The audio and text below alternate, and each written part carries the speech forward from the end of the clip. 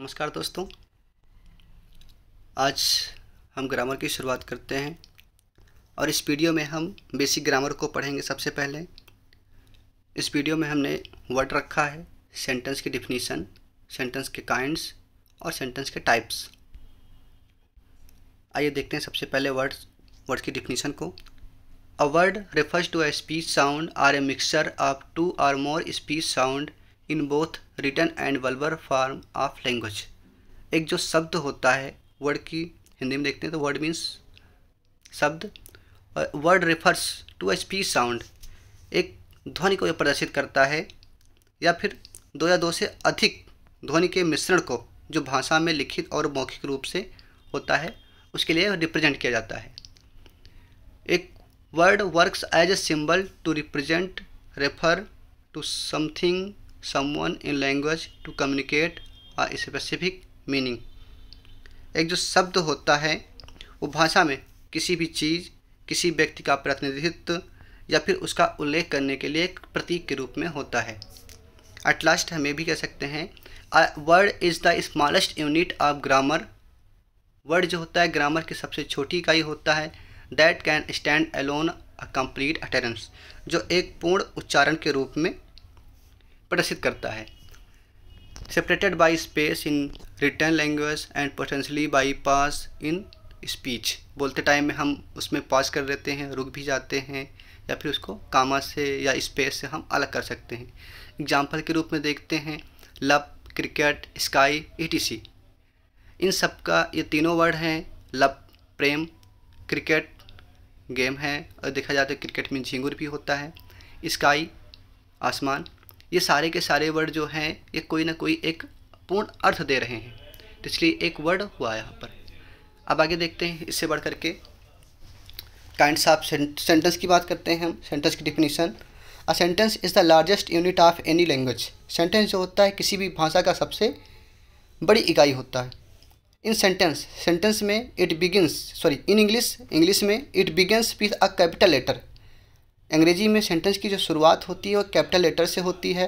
And ends, और उसकी जो समाप्ति होती है विद अ फुल स्टॉप से होती है, और ए क्वेश्चन मार्क या फिर क्वेश्चन मार्क से होती है, और एन एक्सक्लामेशन मार्क या फिर एक्सक्लामेशन मार्क से होती है।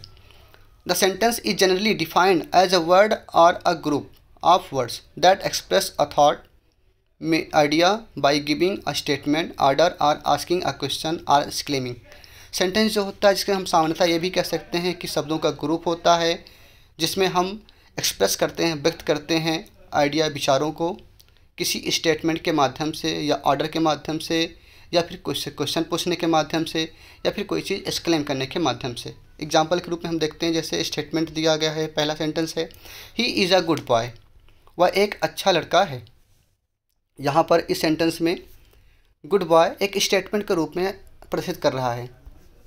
दूसरा देखते हैं is he a good boy. यहाँ पर हम क्वेश्चन भी पूछ रहे हैं, पूरा पूर्ण सेंटेंस है, अर्थ भी दे रहा है।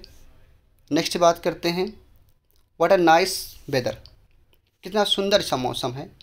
ये भी यहाँ पर हम एक्सक्लेम कर रहे हैं, तो सारे के सारे एक सेंटेंस पूर्ण अर्थ दे रहे हैं और ये सेंटेंस हुए। बात करते हैं आगे काइंड्स ऑफ सेंटेंस की। जैसा यहाँ बगल में इमेज में आपको दिखाया जा रहा है, सेंटेंस 4 प्रकार के होते हैं: declarative, interrogative, imperative and exclamatory. अब देखते हैं डिक्लेरेटिव सेंटेंस क्या होता है। An assertive sentence, declarative sentence को हम असर्टिव सेंटेंस भी बोलते हैं। Simply express an opinion, feeling और मेक्स अ स्टेटमेंट, जिसमें हम ओपिनियन को, विचारों को, फीलिंग को या फिर किसी स्टेटमेंट को रखते हैं। आर डिस्क्राइब थिंग्स, या फिर चीज़ों के बारे में वर्णन करते हैं। इन अदर वर्ड्स, अन्य शब्दों में अगर हम बात कहें तो इट डिक्लेयर्स समथिंग, कुछ चीज़ों को ये डिक्लेयर करता है। This type of sentence ends with a period that is a full stop. इस सेंटेंस में जो सेंटेंस की समाप्ति होती है वो फुल स्टॉप से होती है। आप देख सकते हैं लास्ट में, आप फुल स्टॉप देख रहे हैं यहाँ पर लास्ट में। आई एग्जाम्पल भी दिया गया, I want to be a good cricketer, I am very happy today. बात करते हैं डिक्लेरेटिव सेंटेंस भी 2 प्रकार के होते हैं। पहला है पॉजिटिव सेंटेंस और दूसरा नेगेटिव सेंटेंस। पॉजिटिव सेंटेंस की बात कर लें। A positive sentence tells you a statement in affirmation. Positive sentence means कि सकारात्मक वाक्य। इसमें हम कोई भी स्टेटमेंट जो होता है वो हमको सकारात्मक रूप में मिलता है। She is listening the music now, वह म्यूजिक सुन रही है अभी। We are learning English at this moment, इस समय हम अंग्रेजी सीख रहे हैं। My mother is cooking dinner in the kitchen now, मेरी माँ किचन में खाना बना रही है अभी। ये सारे के सारे सेंटेंस जो हैं पॉजिटिव रूप से हैं, सकारात्मक रूप से यहाँ पर शो कर रहे हैं। इसी के दूसरे पार्ट में अगर हम देखें तो नेगेटिव सेंटेंस और sentence that tells you a statement in negation. एक ऐसा सेंटेंस जिसका जो कथन होता है वो निगेशन में होता है, निगेटिव चीज़ों को दिखाता है, is called a negative sentence, उसे हम नेगेटिव सेंटेंस कहते हैं। It contains a negative words, इसमें कुछ नेगेटिव वर्ड आते हैं जैसे जैसे कि not, never, no, no one, nobody, none are a negative verb like is not और कैन नॉट और विल नॉट एक्सेट्रा। एग्जाम्पल देख लेते हैं। वी आर नॉट, अब ब्रैकेट में भी रख दिया गया है, aren't learning English at this moment. देखते हैं इसका अर्थ। इस समय हम अंग्रेजी नहीं सीख रहे हैं, मीन्स कि इस सेंटेंस का जो अर्थ है ये नेगेटिव में जा रहा है और यहाँ पर जो सेंटेंस था स्टार्टिंग में, ये सेंटेंस का जो अर्थ था वो पॉजिटिव में था। अब आपको डिफरेंस समझ में आया होगा दोनों। नेक्स्ट पॉइंट देखते हैं, पॉइंट नंबर 2, इम्परेटिव सेंटेंस, जिसे हम बोलते हैं आदेशात्मक वाक्य। We use an imperative sentence to make a request. Imperative sentence का प्रयोग हम रिक्वेस्ट करने के लिए यूज़ करते हैं या फिर टू गिव अ कमांड, या फिर कोई आदेश देने के लिए। Imperative sentence usually ends with a period. Imperative sentence भी लगभग एक पीरियड के साथ ही समाप्त होता है, जिसे हम फुल स्टॉप भी कहते हैं। बट अंडर सर्टेन सर्कमस्टांसेस, लेकिन कुछ परिस्थितियों में it can and with a note of exclamation. कभी कभी ये सेंटेंस जो होता है एक्सक्लामेशन के मार्क से भी समाप्त होता है। एग्जाम्पल देखते हैं। पहला एग्जाम्पल है प्लीज़ सिट डाउन, कृपया करके बैठ जाएं। ये यहाँ पर रिक्वेस्ट को शो कर रहा है। डू योर वर्क, अपना काम करो, ये एक तरीके से आपको ऑर्डर दे रहा है। यहाँ पर I need to sit down now, मैं I need you to sit, मैं तुमसे कह रहा हूँ कि आप बैठ जाइए। एक तरीके से यहाँ एक्सक्लेमेशन शो कर रहा है। पॉइंट नंबर 3 की बात करते हैं। तीसरा प्रकार जो है interrogative sentence. An interrogative sentence ask a question. Interrogative sentence में हम क्वेश्चन पूछते हैं। Interrogative sentence must end with a note of interrogation. Interrogative sentence की शुरुआत जो है वो इंट्रोगेशन मार्क से ज़रूर होनी चाहिए, जिसे हम क्वेश्चन मार्क भी कहते हैं। Example, when are you going to submit your assignment. तुम अपना देखिए लास्ट में सेंटेंस की जो समाप्ति हुई है क्वेश्चन मार्क से हो रही। नेक्स्ट सेंटेंस है डू यू नो हिम। ये सारे के सारे में क्वेश्चन पूछे जा रहे हैं कि तुम अपना असाइनमेंट कब सबमिट करने जा रहे हो। दूसरा है डू यू नो हिम, क्या तुम उसे जानते हो। इसमें हम प्रश्न पूछ रहे हैं, इसलिए सेंटेंस को हम प्रश्नवाचक वाक्य भी कहते हैं। बात की जाए इंट्रोगेटिव सेंटेंस की, तो इंट्रोगेटिव सेंटेंस भी मुख्यतः तो 2 मिलता है, लेकिन हम यहाँ पर आपको 3 प्रेजेंट कर रहे हैं। पहला है एस-नो टाइप क्वेश्चन, दूसरा है क्वेश्चन वर्ड, तीसरा है choice question. S-no type question की बात करते हैं तो इस सेंटेंस की जो शुरुआत होती है वो किसी हेल्पिंग वर्ब से ही होती है। जैसे यहाँ पर सेंटेंस की शुरुआत हुई है इज़ इट रेनिंग। सेंटेंस की जो शुरुआत हुई है वो इज से हो रही है और इज जो होता है वो यहाँ पर हेल्पिंग वर्ब के रूप में काम कर रहा है। पॉइंट नंबर 2 की बात की जाए क्वेश्चन वर्ड की, तो क्वेश्चन वर्ड की जो शुरुआत होती है वो WH टाइप के वर्डों से ही होती है। यहाँ देखिए सेंटेंस की शुरुआत हो रही है व्हाई आर यू बोर्ड, तुम बोर क्यों हो। व्हाई सेंटेंस की शुरुआत हुई है WHY से हुई है, मीन्स कि WH वर्ड से ही हुई है। तीसरा जो पॉइंट रखा गया choice question, do you want salsa dip और चीज़ डिप। यहाँ पर आपको चॉइस करने की बात की जा रही है कि 2 में से आप किस चीज़ को प्रेफर करते हैं। इस तरीके से चॉइस क्वेश्चन भी बनता है। पॉइंट नंबर 4 की बात करते हैं एक्सक्लेमेटरी सेंटेंस, विस्मयादिबोधक। An exclamatory sentence express overflow of emotions. Exclamatory sentence में हमारे अंदर की जो इमोशंस होते हैं वो व्यक्त किए जाते हैं। These emotions can be happiness, और ये इमोशन हैप्पीनेस भी हो सकते हैं, वंडर आश्चर्य भी हो सकते हैं, सॉरो दुख में भी प्रकट किया जा सकते हैं, एंगर या फिर क्रोध में भी प्रकट किया जा सकते हैं। जैसे एग्जाम्पल दिया गया है, what a day it was, कितना सुंदर सा दिन था, यहाँ पर खुशी महसूस हो रही है। सेंटेंस दूसरा है, I can not believe he would do that, यहाँ एक तरीके से दुख प्रकट कर रहा है, मुझे नहीं विश्वास कि वो ऐसा कर सकता था। हमें उम्मीद है कि आपको पसंद आ रहा है। अब बात करते हैं, अभी आपने पढ़ा था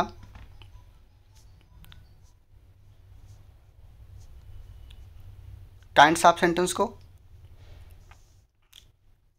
अब हम दूसरा टॉपिक इसी में पढ़ेंगे, टाइप ऑफ सेंटेंस। अक्सर लोग ये कंफ्यूज हो जाते हैं कि टाइप ऑफ सेंटेंस और काइंड्स ऑफ सेंटेंस होता क्या है। बात कर लेते हैं सबसे पहले काइंड्स और टाइप की। तो काइंड्स जो होता है उसमें हम अपने इमोशंस को व्यक्त करते हैं, एक ऑब्जेक्ट नाउन के रूप के तरीके से होता है। टाइप की बात करते हैं तो टाइप जो होता है किसी भी चीज़ को या किसी भी वस्तु की रचना के आधार पर डिवाइड किया जाता है। तो सेंटेंस की भौतिक रचना के आधार पर अगर हम बात करते हैं तो सेंटेंस जो होते हैं वो 4 प्रकार के होते हैं, simple, compound, complex and compound complex. सबसे पहले हम देखते हैं सिंपल सेंटेंस, जिसे हम साधारण वाक्य बोलते हैं। A simple sentence must have a single clause which is independent and it can not take another clause.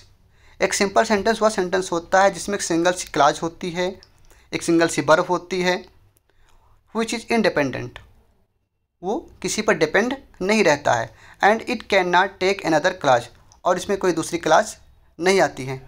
Sentence की बात की जाए तो I always wanted to become a writer, मैं हमेशा से एक राइटर बनना चाहता था। यहाँ सेंटेंस में देखिए आप सिर्फ एक ही यहाँ पर वर्ब यूज आई है, वांटेड, इसलिए सेंटेंस जो है वो सिंपल सेंटेंस हुआ। बी नंबर की बात करते हैं, दूसरा प्रकार इसका कंपाउंड सेंटेंस, जिसे हम संयुक्त वाक्य बोलते हैं। एक कंपाउंड सेंटेंस या संयुक्त वाक्य must have more than one independent clause which no dependent clause, some specific conjunction, punctuation or both are used to join together this clause.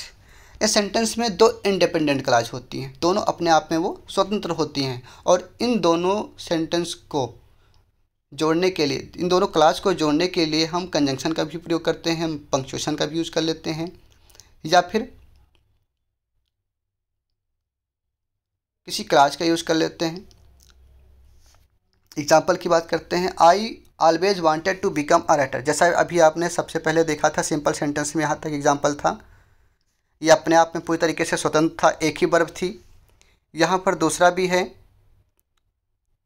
दूसरी क्लॉज जो जुड़ी है, she wanted to become a doctor, वह doctor बनना चाहती थी। 2 sentence हैं, दोनों अलग अलग हैं, दोनों के सब्जेक्ट अलग हैं, एक में आई सब्जेक्ट है, दूसरे में सी सब्जेक्ट है, दोनों के एम अलग हैं, एक राइटर बनना चाहता है और दूसरा डॉक्टर बनना चाहती है। दोनों सेंटेंस अलग हैं, दोनों डिपेंडेंट नहीं हैं, और दोनों सेंटेंस को हमने एंड से जोड़ के रखा है, कंजंक्शन से जोड़ के रखा है, इसलिए यह सेंटेंस जो है ये संयुक्त वाक्य हुआ। तीसरे पॉइंट की बात करते हैं, कॉम्प्लेक्स सेंटेंस, मिश्रित वाक्य। A complex sentence also has more than one clause but of one them must be an independent clause and the other must be a dependent clause. एक कॉम्प्लेक्स सेंटेंस या मिश्रित वाक्य वह वाक्य होता है जिसमें एक इंडिपेंडेंट क्लॉज होती है जो किसी पर निर्भर नहीं रहती है, जैसा भी आपने देखा है सिंपल सेंटेंस में भी इंडिपेंडेंट क्लॉज है, यहाँ पर भी इंडिपेंडेंट क्लॉज है, ये भी इंडिपेंडेंट क्लॉज है। तो कॉम्प्लेक्स सेंटेंस में एक इंडिपेंडेंट क्लॉज होती है और उस पर दूसरी जो क्लॉज होती है वो डिपेंडेंट होती है, वो उस पर निर्भर रहती है। मीन्स कि आधा पहला जो सेंटेंस होता है वो दूसरे वाले सेंटेंस को वहाँ पर व्यक्त कर देता है। एग्जाम्पल देखते हैं, आई नो, मैं जानता हूँ। अब मैं जानता हूँ, क्या जानता हूँ, इसके बारे में अभी नहीं इंगित किया गया है। मीन्स कि आने वाले जो सेंटेंस में वो शो किया जाएगा तो वो सेंटेंस उसी को पूरा कर देगा। यहाँ पर आगे लिखा गया है क्लास, इसको जोड़ के रखा गया है क्लास से, कंजंक्शन दैट है, you always wanted to be a writer. मैं जानता हूँ कि तुम हमेशा से एक राइटर बनना चाहते थे। मीन्स कि राइटर बनना अलग बात हुई, मैं जानता हूँ अलग बात हुई, लेकिन जब मैं जानता जो हूँ वो जानता ये हूँ कि तुम एक राइटर बनना चाहते थे। तो जो राइटर बनना चाहते थे, ये जो सेंटेंस है इस पर आई नो पर ये डिपेंड करता है, इसलिए ये जो सेंटेंस हुआ वो डिपेंडेंट क्लास को लेकर के ये सेंटेंस जो बनता है मिश्रित वाक्य बनता है। पॉइंट नंबर 4 की बात करते हैं हम, कॉम्प्लेक्स कंपाउंड सेंटेंस, सम्मिश्रित वाक्य। इसमें कंपाउंड और कॉम्प्लेक्स सेंटेंस दोनों के दोनों जुड़े होते हैं। अ कंपाउंड कॉम्प्लेक्स सेंटेंस, सम्मिश्रित वाक्य वह वाक्य होता है, वो मिक्सचर होता है of A feature of compound और कॉम्प्लेक्स। कंपाउंड और कॉम्प्लेक्स दोनों का वो मिश्रण होता है। So it must contain at least 2 independent class and at least 1 dependent class. इसलिए इसमें एक डिपेंडेंट क्लास होती है कम से कम और 2 इंडिपेंडेंट क्लास होती है। यहाँ पर देखा जाए तो सेंटेंस एग्जांपल में आई नो एक हो गया, दूसरा है you always wanted to become a writer, तीसरा है I always wanted to become a doctor. 3 sentence हैं इसमें, तीनों जुड़े हैं आपस में। आई नो मैं जानता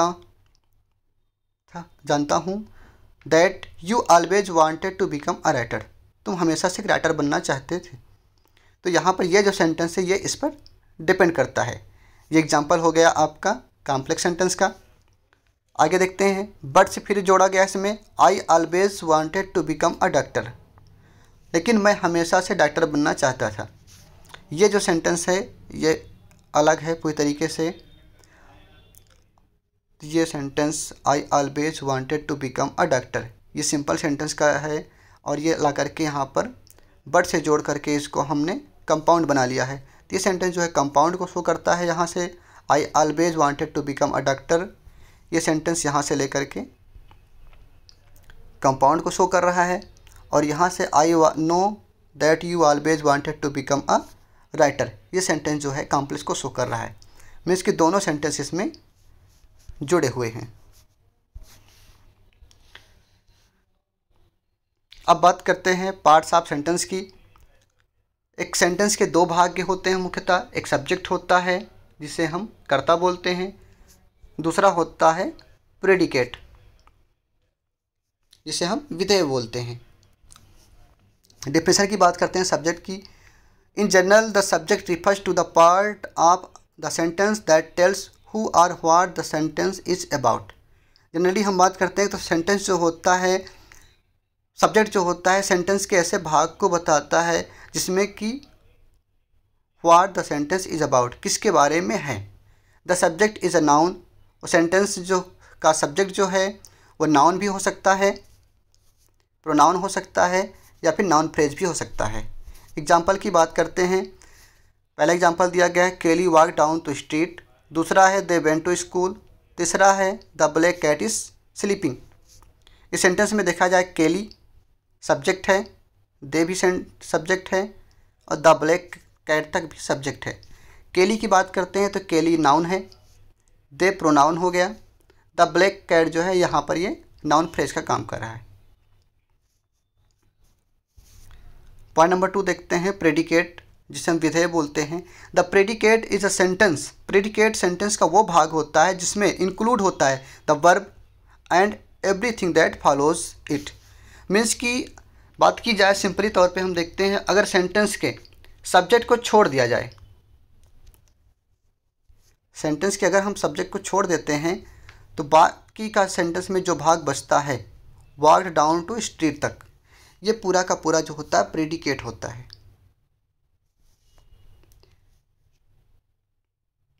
थैंक यू। हमें उम्मीद है आपको वीडियो पसंद आई होगी।